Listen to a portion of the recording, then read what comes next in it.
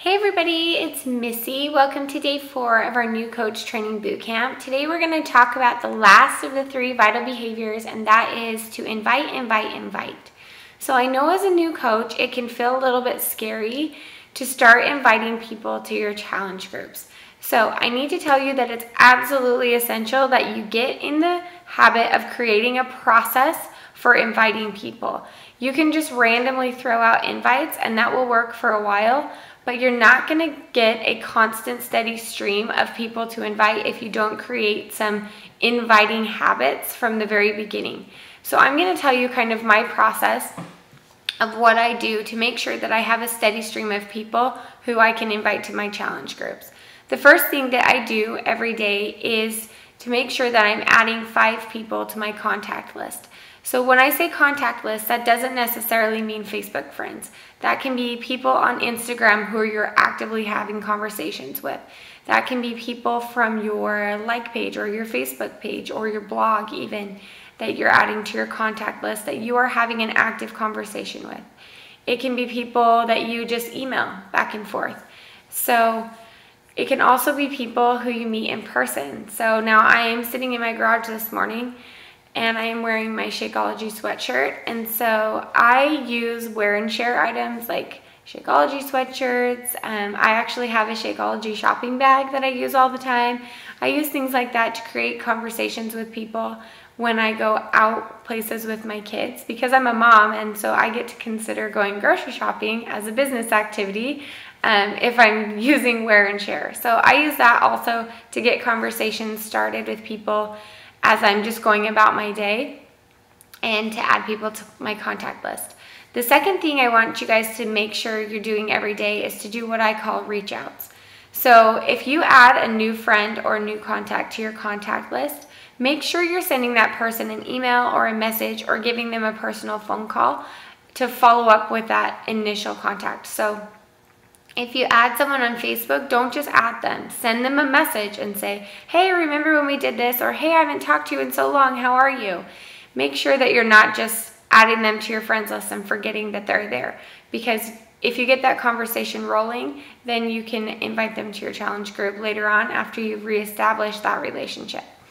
So I try to do 10 to 15 reach outs a day as well. So what I mean by reach outs is I literally go through my contact list, or usually my Facebook friends, and I think about who might need my help that day. Who is it that needs a little bit of sunshine in their day? And I send 10 to 15 messages just to help people be happy, just to add value to their lives, just to tell them I was thinking about them.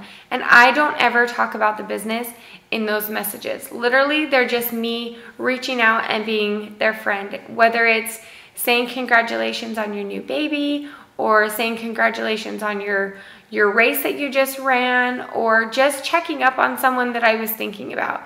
You'd be surprised how many people feel alone and feel like nobody cares about them. It's really easy with social media to feel like you're connected to people, but not really be connected to people. It's easy to feel like you have a lot of good friends and relationships, but people don't really feel connected or close to people.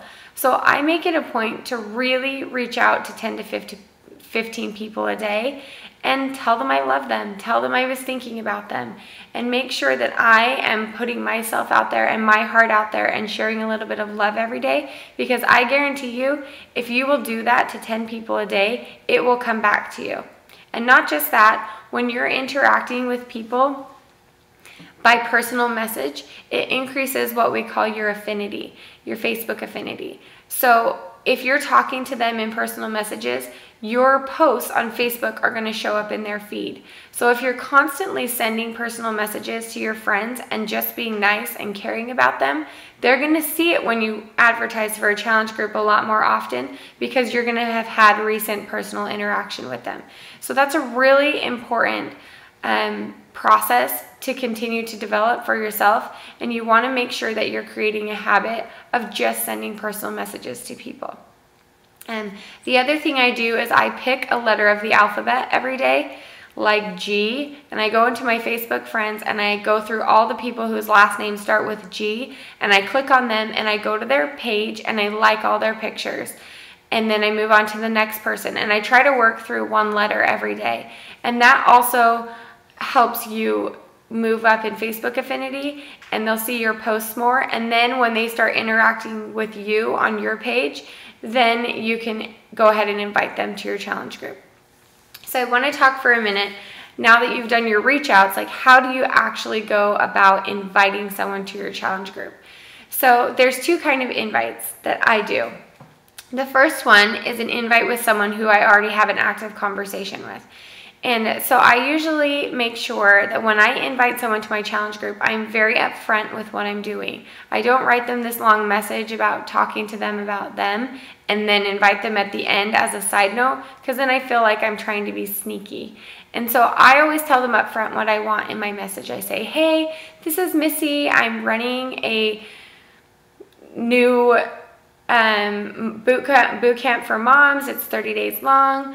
I'm looking for a few more moms to join us. I'd love to have you. Let me know if you're interested, and I'll send you the details. And then I always end the message with something personal. So then I say, and by the way, your baby's so cute. I can't believe how big he's gotten. So you want to be very upfront with what you're asking, and then at the end you want to share something about them so that they know that you care and that you're not just inviting to your challenge group. So I always keep my invites really short and sweet, and I never ever give a lot of information. I just want to find out if they're interested at all. And then once they come back and say, yeah, I'm interested, tell me more details, then I can steer that conversation back towards them. And when they write back, you always want to make it about them and validate their concerns and validate what they need. So find out what they need when they write you back and get them talking about why they need it. So when they write me back, I always ask them, hey, I'm so glad that you're interested in joining my challenge group. I'd love to have you. Let me find out a little bit more about you. What are you doing for your exercise right now? What does your nutrition look like right now? What's a picture of your daily eating plan? And start getting them talking about where they're at and find out what's going in their lives so you can really customize that invite towards them and really validate what they need. So the second kind of invite that I do is what I call a raw invite. So these are people who I haven't talked to in a long time and who I may have reached out to and have not written me back, or who I just don't know very well. So when you literally come out of the blue and invite someone to your challenge group, that's okay to do sometimes, but you need to make sure that you're acknowledging with them that it is super random. So when I'm doing a raw invite like that, I will say to them, hey, this is Missy. I know I haven't talked to you in a long time. This is really random, but I'm putting together this 30-day boot camp, and I'm just wanting to see if you might be interested. I have a few more spots, and I'd love to have you join us.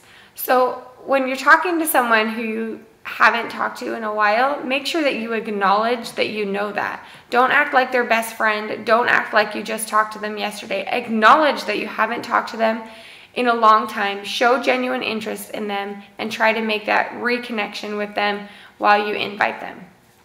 And so once you get them talking and once they respond back to you, you always want to make the conversation about them and steer them towards what they need.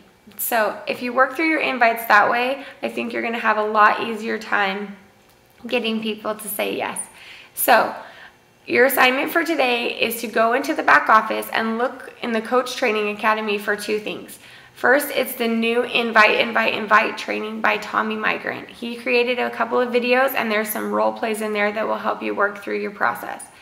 The second thing I want you to do is actually go in and read through the document, the 5-step invitation process. And I want you to read it out loud. I know that sounds really funny, but when you talk to people, you talk out loud. So the more you talk out loud, the easier it will be. And oftentimes when I'm writing a Facebook message or an email, I will read that message out loud to myself as I'm typing it. So I feel like I'm having a conversation with that person, and so I know how it would sound in real life. And so you keep your messages from sounding really insincere or flat if you can say it to yourself first before you say it. So those are my tips today for inviting. So come back and tell us what you took away from those two videos. and come back and tell us how it went doing your reach outs today.